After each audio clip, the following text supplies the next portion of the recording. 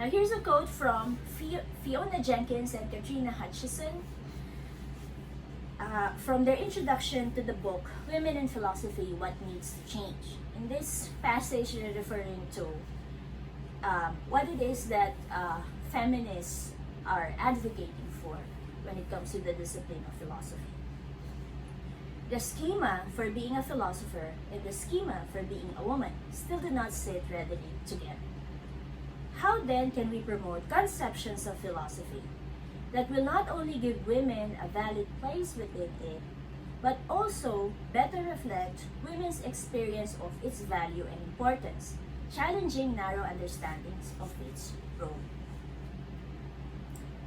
So what's key here is the first part of this passage, the disjunct between philosophy and femininity. Because let's face it, if one were a man, it's easier to be in philosophy.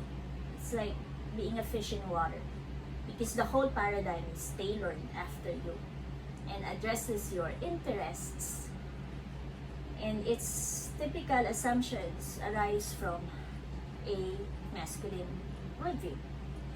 Descartes, for example, when he performed the meditations, he was able to do so because he didn't have to deal with the care work that women are burdened by, such as taking care of children or taking care of the household, cooking, doing the laundry. And so you have Descartes here, the man of ideas, just sitting there in front of his fireplace, undertaking these meditations and coming up with a very, very revolutionary idea that ushered in the modern point of view.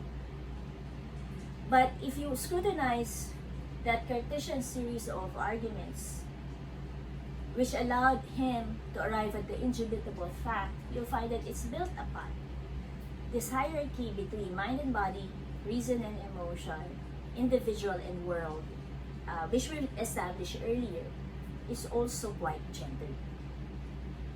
So that's Descartes for you. And Plato, on the other hand, a lot of people think of Plato as a proto-feminist, or at least feminist friendly, because in the Republic he thinks of the guardians of his perfect society as possibly being male or female. So there can be philosopher kings or philosopher queens. But as a matter of fact, in the Republic, Plato makes it clear that if a woman were to become a member of the guardian class or a philosopher queen, the price of that is she can never have children anymore, because the work of rulership excludes family life.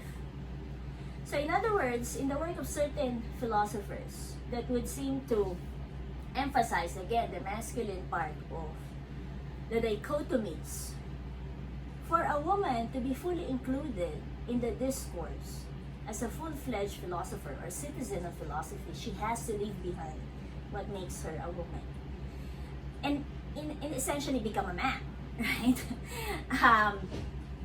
Unfortunately, this may still be true for a lot of privileged women. If you have the luxury of time, if you have a wife to take care of your children and household, it leaves you free for all of these intellectual pursuits. And you can think all of these pioneering ideas and sit down to write. You know how much energy, you know how much time and silence is required just to be able to, first of all think and then write. Because that's really the game in philosophy, to exercise the mind. And let's face it, the lives of women, the way that it's been traditionally structured, wouldn't seem to be conducive to philosophical life. So if there are women in philosophy, they tend to be outliers, or they tend to be burdened with more expectations than men are, or they have to juggle a lot of things, much more than their male counterpart.